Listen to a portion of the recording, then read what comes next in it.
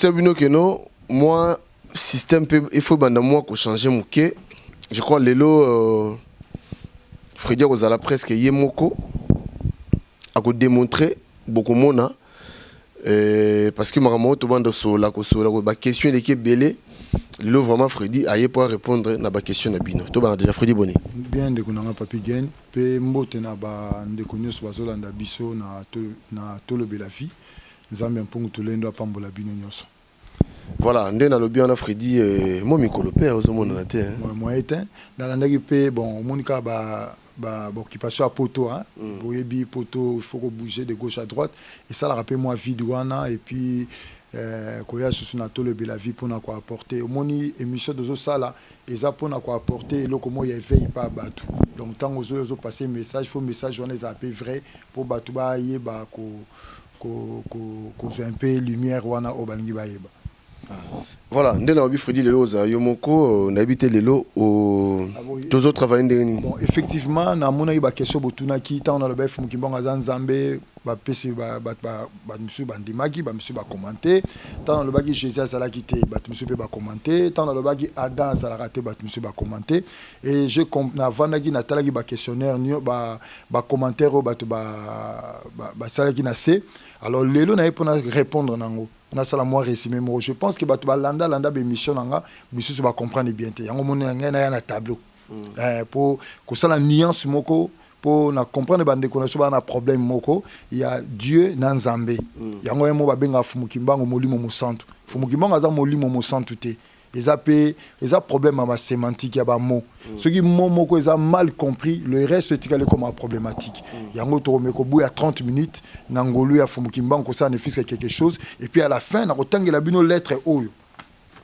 lettre O mutakomango Frédéric Sens ali secrétaire particulier à Pape Jean-Paul D abenga fumukimbango aza nzambe abi Congo ezali ndaku na ye Afrique ezalo pango na ye. OK donc Freddy Tutikeliyo tozo tikela vraiment sikoyo au démontrer Batou pour Batou comprendre les solos yango. Donc d'ici là on a déjà portez-vous bien to landa na les solos nga pe na vanda pe na TV na landa lokola bino restez connectés merci.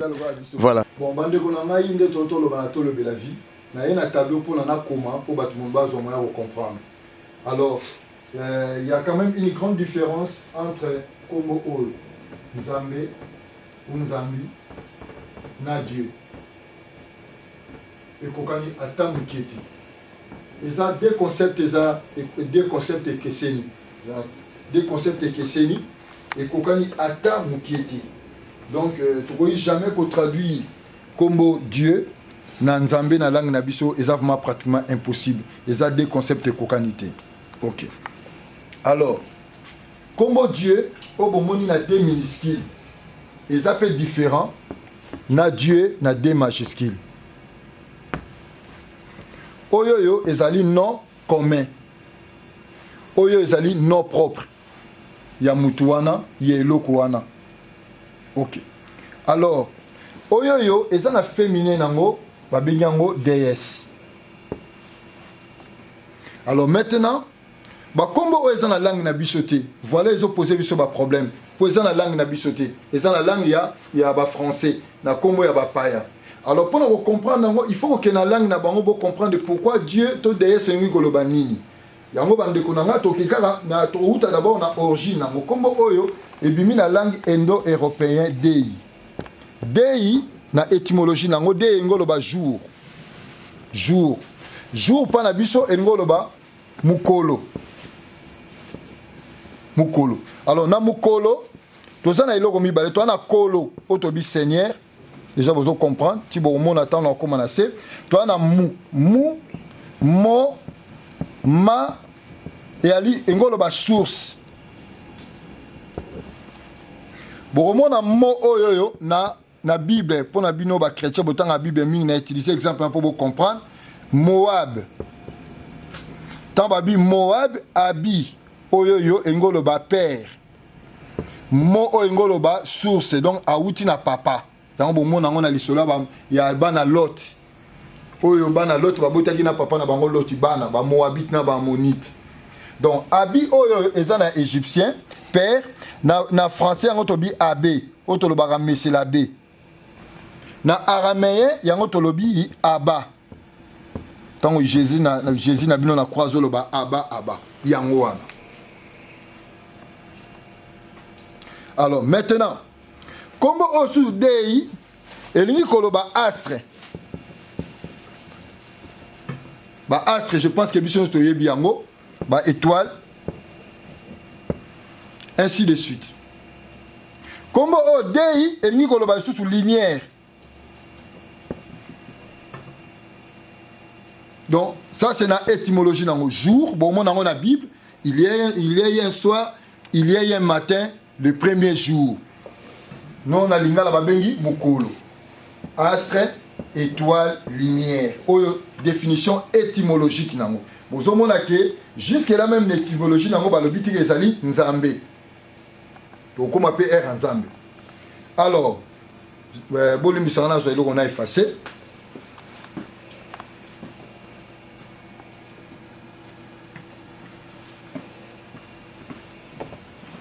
Donc, la deuxième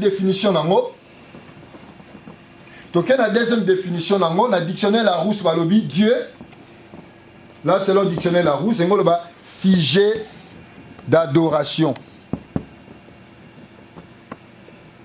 Sujet d'adoration. Sujet d'adoration. Or, bisonné sur tout le monde dans la classe. Un sujet, c'est un être. Tout le monde a même un verbe au verbe être. Tant que le bagage je suis. Le je, il y a des sujets. C'est un être. Or, un être, hasard existant. Hasard existant.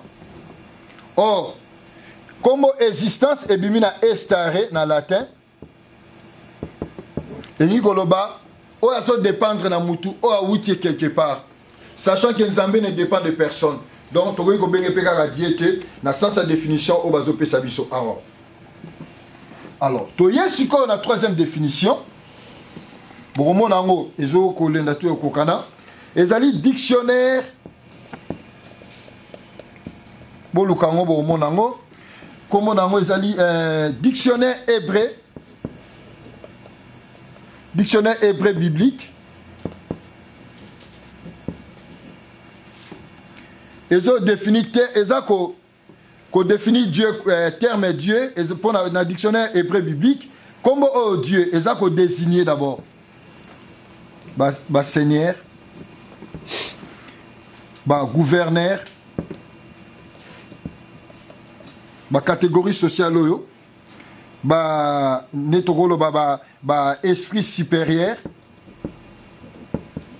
esprit supérieur, ou inférieur, neti démon, ou en d'autres termes, esprit supérieur, ange panabino, batamakasi homme fort, neti na Bible bobengi mutumo bobenga Samson, bien que bibliquement, historiquement, zalate, Sam et ngoloba fils, et non, ngoloba soleil, son et fils, donc fils du soleil. On reviendra un autre jour. Et puis, Pharaon en Égypte. Donc, jusque-là, tout le monde dit que comme Oyo, ils allaient non commun, ils ont désigné la catégorie sociale Oyo. Jusque-là, tout le monde aussi nous embêté. Donc, jamais, beaucoup de Nzambe, Obino Bosambelara, n'a pas combo Oyo. Ils allaient la catégorie sociale. Il y a un moment où Pharaon, Mani, partout, bazali ba divinité, Dieu. Donc, Dieu n'a des minuscules.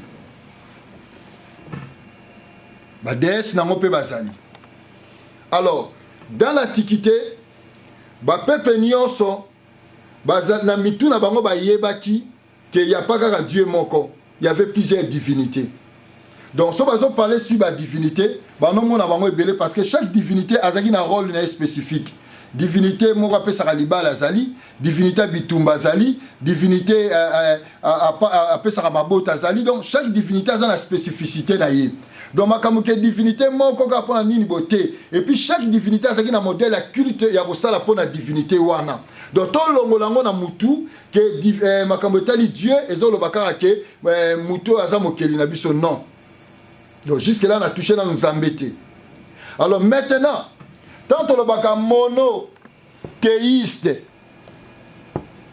mono eza un théiste outi na théos ezali traduction ya kombo dei oyo ebimisi Dieu na français na langue grecque na latin ezali deus na français ndenge okoma Dieu na ba 848 après Jésus-Christ bimi babandi ko utiliser ngo Dieu dans tant yo lobi religion na biso ezali monothéiste donc monothéos et ali religion mais ko tidé na nga ba divinité bozo so na bino manzambe wana ti ndenge ba koko no bande ko kanisa manzambe tant babi polythéiste donc jusque là tozo lo baka makambo ya ba divinité oyo makambo ya ba être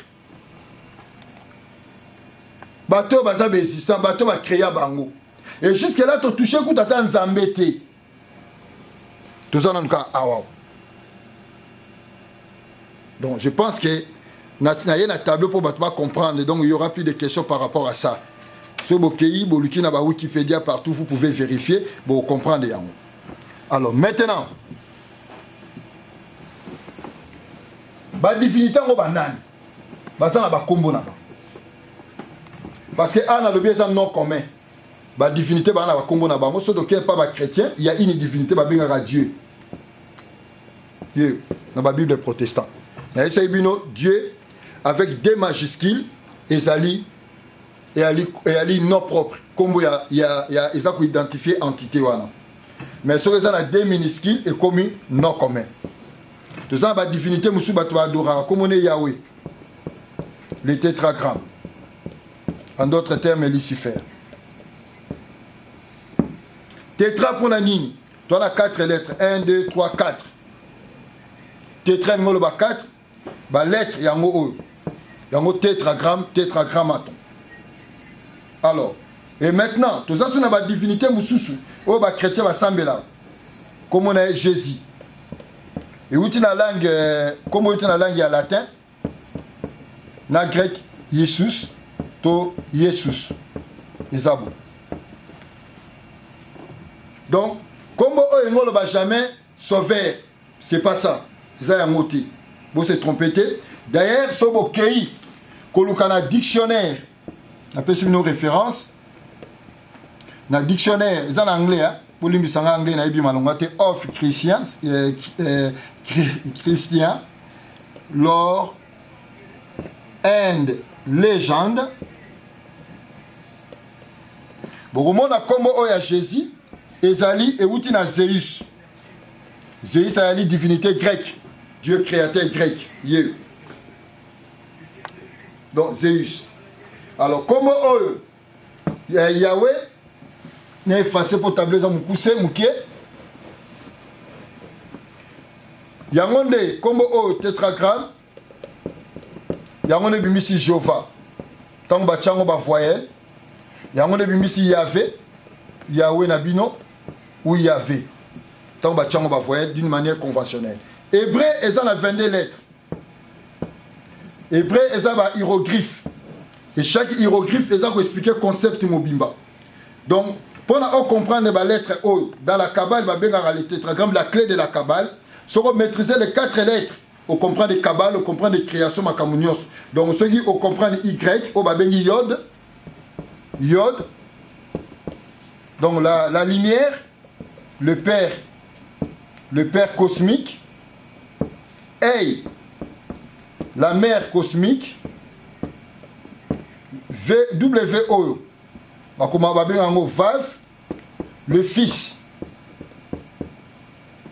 Yango, si on calcule, tu as 6, W mi baleta, on cabole, yango sali 6, et sali 666. Yango le fait, yango va bengi logos. Yango, on a même une franc-maçonnerie, tango ba prêtera serment na bango ba fongola évangile à Saint Jean au commencement était la parole. C'est ça le corps christique ya mutu ba bengi Jésus à Bible parce que historiquement Jésus à Bible azalate le rôle yo na ngai bozolanda awa. Jésus ezali égrégore entité moko créée. Alors, tant que au commencement était la parole, c'est ça le logos. La lumière. Donc yango wana. Yango le fait oyo. Alors, yango na Kabbale ba bengaka les 5e son Chine. yango wana yango tango bazwaka 5e son Chine o to mona yango tango na kocha a yango escrira le pentagramme. Donc les EO Yasuka, les EO Yasuka, yango de sali les restes de la création. Donc les bisonnes sont tikali. Donc concept oezo parler na biso commandé toya. Concept oezo parler na la lumière primordiale, concept oezo parler la mer primordiale et puis concept oezo parler le feu. Donc cela veut dire tant les deux lumières et s'associer et former un être qu'on appelle l'être parfait, le pentagramme. Na expliquons. La divinité au Bosambelara, Bangoan. Bolingo Tika Bangouti. Donc, Bolanda. Yango Y, H, W, H. Symbole nango yango hexagramme. So boke na ba synagogue juif bokomo nango ba tchango ba komango. Yango. So boke na acte chapitre 7, je pense, acte 17 où Jésus fona na lukango. Bazobengango étoile du dieu Réfan. Je pense que Komage Boé, ça s'est trompé. So beti même na Google Boromona. Alors, maintenant tant babaksango S. Yango yo S O nabi Chine le fait. Oyoyo. Yango de sali pentagramme. Étoile il y a 5 branches. Il y a l'homme parfait. Oba utilisaka même na magie pour la conjuration ba démon na sobo kluki na clavicule le roi Salomon bon na étoile il y a 5 branches il y a pentagramme. Donc yango oyo na lobaki la fois passée le Yehoshua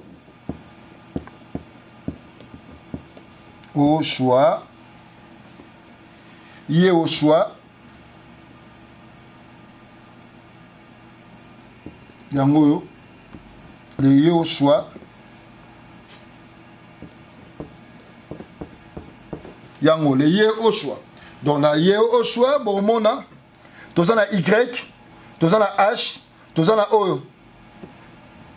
5e son Chine, tozana Vav et puis tozana H na Suka. Alors Yehoshua et ngoloba Jésus, Yehoshua ngoloba tuku Yahweh sauveur. Donc Lucifer sauveur. C'est normal. Yango monaka, ba chrétien, bobengaka étoile brillante du matin, étoile du Vénus.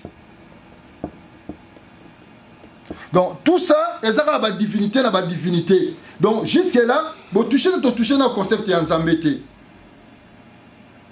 To toucher na concept ya Nzambete et na ba tradition nyonso na mokili. Bokomona ngo dogme ya trinité ezalaki. So boke na Égypte bokomona Osiris, Isis, Horus.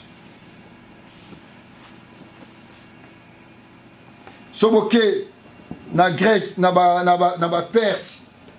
Boromona Aouza Mazda. Mazda signifie sagesse. Aouza lettre, celui qui sera. La lumière, la sagesse. Et puis Boromona Nani, naza bakombo na bango awa tout ça. Là. Je l'écris un peu en désordre.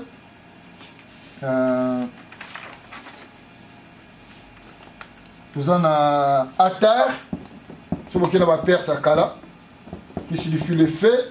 Donc au Mona, baza un peu, il y a la Trinité qui est là-dedans. Eza Panabango. Tozana Aouza, tozana Mazda qui signifie la sagesse, tozana Atar qui signifie le fait. Aouza, c'est Eza équivalent à Yahweh, parce que Aouza signifie celui qui est. Oh, Yahweh aussi signifie celui qui est où je suis. C'est la même chose.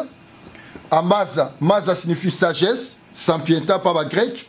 Yango on na Proverbe chapitre 8 ou 9, moi la sagesse, ainsi de suite. Atar, le fait. Donc, chaque tradition, on parlait que des divinités, il y a plusieurs divinités, et chaque divinité a un nom. Bref, le nom Dieu en D minuscule, et lui, non commun. Le nom déesse à Dieu minuscule, et non commun. Mais ce moment on comme Dieu, na D majuscule, et comme non propre. C'est comme R Morotan Tolobaka, esprit et ali non commun. Non commun, il y a entité nyonso au bazali immatériel, bazan accord na bisoté. Tant le bis saint, et où tu as latin sanctus, donc sacré, c'est le logo sacré, et le logo, par exemple, objet beaucoup simbaté, donc on dit esprit saint ou saint-esprit, c'est la même chose. Mais il faut se poser maintenant la question, esprit saint en nani, saint-esprit en nani. Parce que dire tout simplement esprit saint et saint-esprit, ils ont un nom commun. Saint, ils ont un nom commun. On peut dire Saint Nicolas, Saint Matthieu, Saint Zouzi, Saint Lukombo, Saint Kingandi, Saint Papi Gain. Donc ils ont un nom commun saint, ils ont un nom commun. Donc cela veut dire dans le christianisme mutuana, à Tambola qui dit de manière irréprochable, on va bengue Saint Papi Gain, Saint Nzouzi, Saint Matthieu, Saint Philémon, Saint Kingand. Esprit, donc ils ont un nom commun, il y a une créature nyonso. À la base, l'homme c'est un esprit. Esprit est un nyama, esprit est un mutu, ange est un esprit, boéboéza esprit, donc esprit yangoana. Tant que le même qui simbi, est un esprit. Donc, il y a un nom commun. Alors, tout le monde se confronte à la Saint-Esprit, de Kanissa, Moutouma, comme on est à Saint-Esprit. Non, il y a un nom commun. Alors, tout ce qui est vite fait, comme Dieu, quand on traduit en la langue, comme on serait en hébreu, et ça dit elle, pluriel en Mozali Elohim. Na araméen, ça dit Eloya. Na anglais, ça dit God. Et pas na biso ezali elima donc pour comprendre que pas na biso ezali elima na langue arabe ezali ila parce que ala ezali dérivé ya ila donc ezali ila na langue arabe donc pour mon nango que yango oyoyo ndenge ezaleli. Donc, ils ont un titre et puis ça va dans la Bible, la Bible, la tradition judéo-chrétienne, on dit au commencement, Elohim créa. Et le livre de la Genèse commence avec la deuxième lettre de l'alphabet hébraïque, Bet. Parce que Aleph, il y a un monde ineffable, il y a un monde expliqué les tétragrammes. Ok. Maintenant, la fois passée, quand je parlais dans Fumukimbangu, oh, comment il y a un Fumukimbangu à Zanzambe? Comment il y a un Zanzambe? Alors, nous avons compris le lokomoko.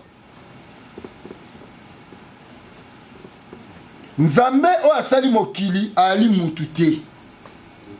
Nzambe o asali mokili azali ekela mote. Nzambe o asali mokili azali multidimensionnel. Toza nanza. Bola nanga bien poser sur ba problème ité bo banda ko benga makambo ebele. Nza o engolo ba cosmos mokili. Cosmos visible et invisible. Mbi oyoyo yangonde bonzambe les faits qui animent la création.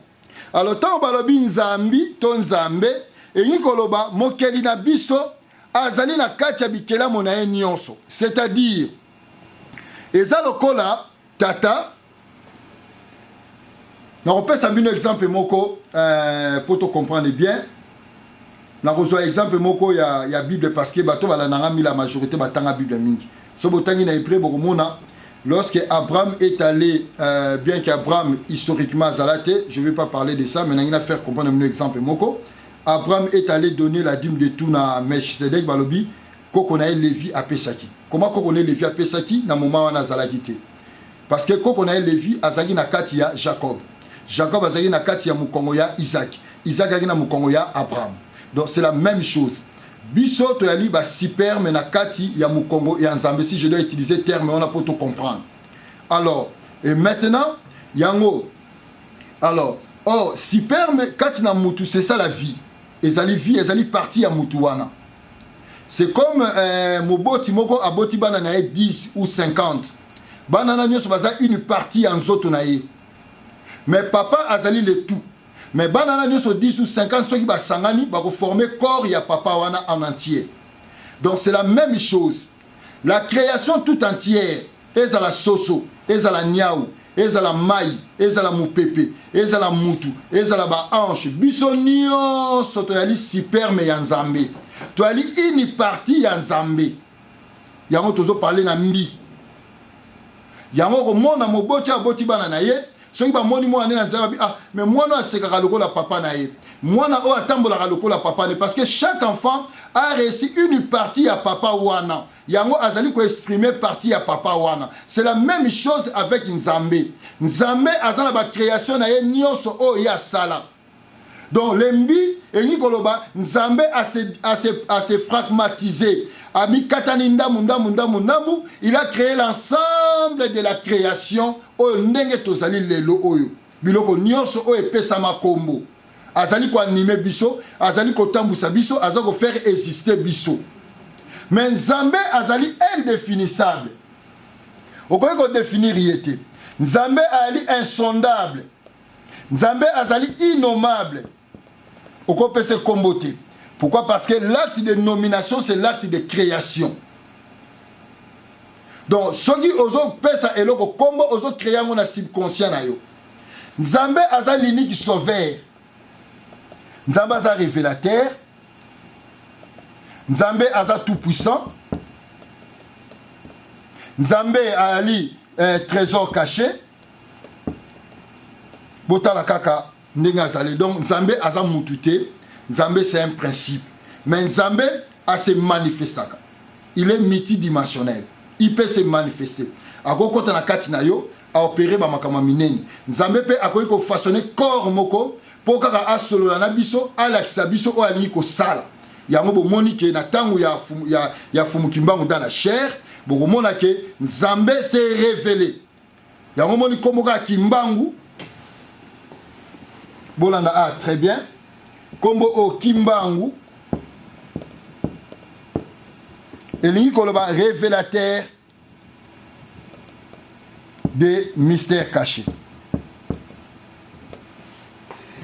Donc, eza molimo mo santo arate. Totika kobenga fumukimbangu molimo mo santo. Moi quand je parle de fumukimbangu, je vois Nzambe aza créé, multidimensionnel, manifesté, révélé na kati ya corps moroboy. Et le corps physique automona kawana eza elamba, ezali moi je dirais ezali chaise, ezali trône, ezali kiti o Nzambe avandi po asolola na biso parce que Nzambe ko mona na te. Soki Nzambe alingi asolola na ba niaou na ba mboloko akolata elonga ba mboloko na ba niaou po baso solola. D'ailleurs yo mutuka kota na zamba kene so na antilope akokima yo po boza ndenge moko te. Kene so na niaou akokima yo, kene so na mpuku akokima yo. Mais mpuku asolola ka na mpuku.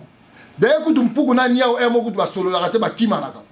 Donc ebongo siko Nzambe alingi asolana na bampuku akozwa elongia mutute. Nzambe sanga sona na mai akozwa elongia mutute akoiza lokola mai po asolana na mai. Soka ngia solana moto akozwa lokola moto po asolana na moto. Soka ngia solana mutu akozwa pe corps ya mutu po asolana na mutu. Parce que Nzambe aza insaisissable. Nzambe aza na kati ya mokili pa aza hors mokili. Il est dans l'Inza, yango za kati na biso se fragmatisé. Il est hors d'Inza, yango wana azali les cachets. Alors Nzambe babengi les cachets. Yango tolobaka amo. Les cachets. Pendant tout le monde Nzambe, tout le monde a quelqu'un dans la tribu na ye. Pendant tout solo na Nzambe, tout le monde a quelqu'un dans la tribu na ye. Alors maintenant, par exemple, quand vous avez la maladie mokoboy, maladie on est incurable. Ba médecin ba pèse ba traitement zo simbate o sambeli Nzambe po bikisa tanga bikisio ba ngi koloba Nzambe s'est révélé en toi comme guérisseur. Donc ce tobito lo bango na langue na biso to koloba Nzambe c'est kimbangunisé na vie na yo comme guérisseur. Nzambe s'est révélé, il est un mystère caché. Mais tant yo bengiye a monani na vie na yo selon problème na yo. Si vous avez un problème, vous avez besoin de solution, à se révéler dans la vie, à se manifester dans la vie, et tant que solution. Donc ceux qui ozalaki na maladie à se révéler na vie na yo étant que guérisseur. Ceux qui ozalaki na besoin que enseignant et le komoko à se révéler na vie étant que enseignant. Donc les attributs ezali ba acte, ezali ba outil, ezali ba manifestation ya Nzambe lorsqu'il se révèle en nous. Yango balobi kimbangu, Nzambe révélé en nous. Le mystère caché, le cachet s'est révélé en nous. Alors ce jour-là au Congo, s'est révélé en nous, na corps moko boye, azako animé corps wana puissamment pour na alakisa biso ke ezali ye Nzambe. Yango babi kimbangu, yango na lobai mukolo wana kimbangu aza Nzambe. Kombo kimbangu aza kombo Nzambe. Yango bokomona na bokoko na biso ezalaki so abi kimbangu fula mwana kimbangu fula mbevo muta maladi abiki engo lo babengi Nzambe tanke guérisseur babengi Nzambe tanke mutu oyo ala musaka bibembe. Donc c'est ça avec fumu kimbangu. Alors na rosili ça pour la rotangi la bino eloko moko za très important pour la lingi ba question et elle soute si fumu kimbangu. Lettre oyo mutakomi yango Frédéric Sens. Frédéric Sens est un secrétaire particulier à Pape Jean-Paul II. Il fut secrétaire particulier à Pape Jean-Paul II. Boyo kamakambo alobi awa na otanga. Au nom du Dieu italien, na tout expliquer bino ba komba ba Dieu awa tout à l'heure. Donc Dieu italien des ana D majuscule. Donc ba italien ba sambelara divinité mo comme on Dieu. Oso ke na ba Bible protestant dans la Bible catholique, plutôt Bachaka, Yahweh, Jéhovah, donc Lucifer. Au nom du Dieu italien, frère italien, je vous adresse un message très important, non un message politique, mais spirituel, de la souveraineté qui est négligée par les Noirs. Tout ça, la souveraineté qui vient des souverains. L'unique souverain à Mokili, et ça va en Zambé, et à titre en Zambé. Bah, attribue et à titre en Zambé. Ba tribu et ali ba nom propre ya Nzambe te et ali ba nom commun et ali ba titre ya Nzambe. Ya romoni tout à l'heure dans expliquer bino makambo ya Dieu, au romona même Dieu ya bolingo pa ali kutu Dieu ko ka otanga ya ba benga ki Dieu donc Dieu des chiens. Au mona Diego Kao ngolo ba chien. Diego donc Dieu divinité bamboa donc biso. Donc au moni comme divinité ezala ngo comme moko ezala kasara non na bato azara non mais ça comme ya Nzambe te. Alors, la souveraineté vient des souverains. Et elle est titre unique réservé et pas un Nzambe. Parce que Nzambe se manifeste aussi comme un souverain, comme un roi. Négligé par les Noirs. Jusqu'alors, les Noirs ne connaissent pas encore leur sauveur. C'est ainsi qu'il y a beaucoup de morts, de guerres, de maladies chez eux. Effectivement, en Afrique, tout le monde ba guerre bato bazo kufa na Libye bateki batu bateki ba organe na biso problème à Libye so ba kitema ndeko teka ba organe ba noir bateka rango ba remplacer ba rein abattoir mais na ba culte satanique ba kana besoin makila ba noir na yete le pona sala lelo sur ça. Alors ils ont négligé leur authenticité. Merci na papa Mobutu lorsqu'il a parlé sur la zarénisation, l'authenticité.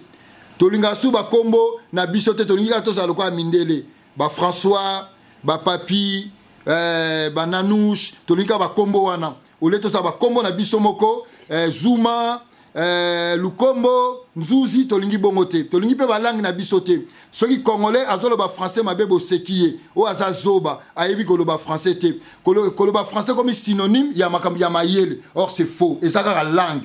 Et d'ailleurs, bande konangai, la langue française c'est que jamais qui Congo na valeur, jamais lingala na valeur, jamais Chiluba na valeur, jamais qui Tetela na valeur. Donc, ce que le langue française c'est l'équion na valeur et nous un français à l'équion na valeur parce que langue est identité ya peuple wana. Mutu nyonso a réfléchi ça na langue na ye.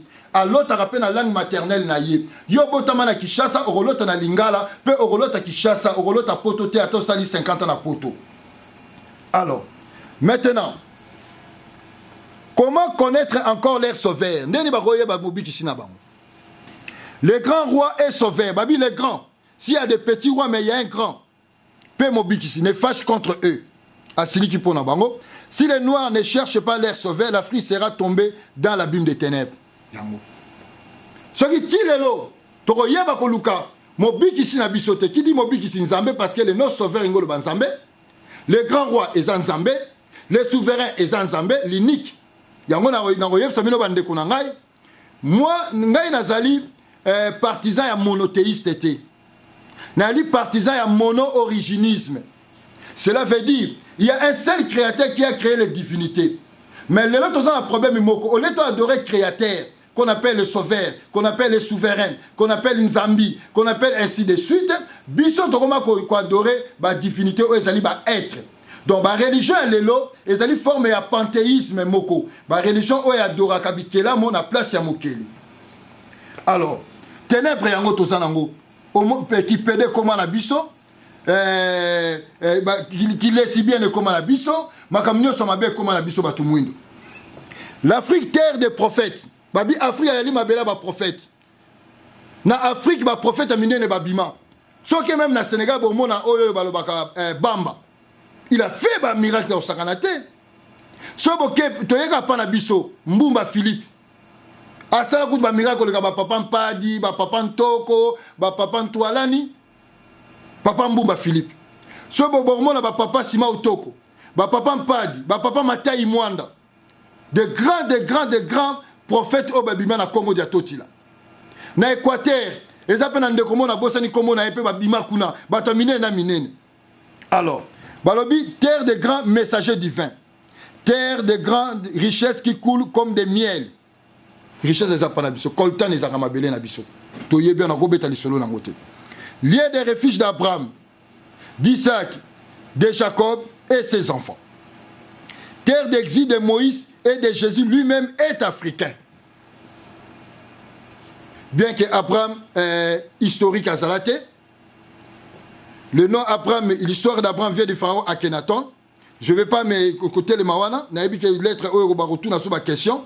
Mais la termine le comment ezaki motuya a. Jésus-Christ lui-même est africain.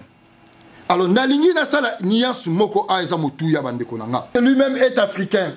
Il est vivant en chair physique et en esprit. Na rozonge la mokolo mususu. Boromona keza fumukimbango. Le Congo est sa maison. Congo RDC zanda kunaye. L'Afrique sa parcelle. Il a lutté pour sauver les Noirs. Mais ceux-ci sont encore ingrats. Pour le grand sauveur et Seigneur Kimbangu. Hein, Papi Gen, yom tozo filmé. Est-ce que ça comme on a on a to comme on a yo? Babi ngaite, babi Kimbangu. So boko benda yango. Le grand sauveur